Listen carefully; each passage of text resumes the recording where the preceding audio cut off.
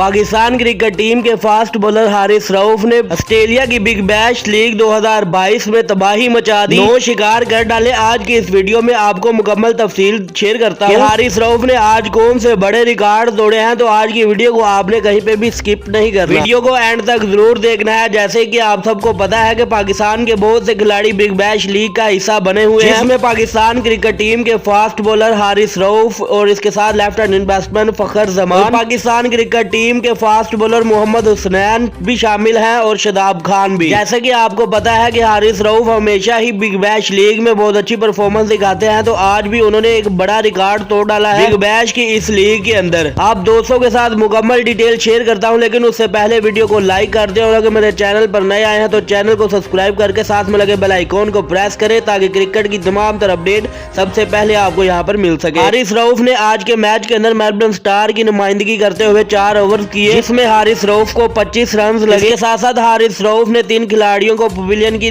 राह दिखाई। इसके साथ साथ पाकिस्तान क्रिकेट टीम के फास्ट बॉलर हारिस रऊफ ने बैश लीग 2022 और 21 में एक मुनफरिद अंदाज रिकॉर्ड भी कायम कर दिया है। पाकिस्तान क्रिकेट टीम के फास्ट बॉलर हारिस रऊफ ने अभी तक 3 मैचेस खेले हैं और तीनों मैचेस के अंदर इन्होंने 9 खिलाड़ियों को पवेलियन की राह दिखाई है। अभी तक Haris Rauf big bash league 2022 और 21 के सबसे ज्यादा विकेटें लेने वाले पहले बॉलर बन गए हैं।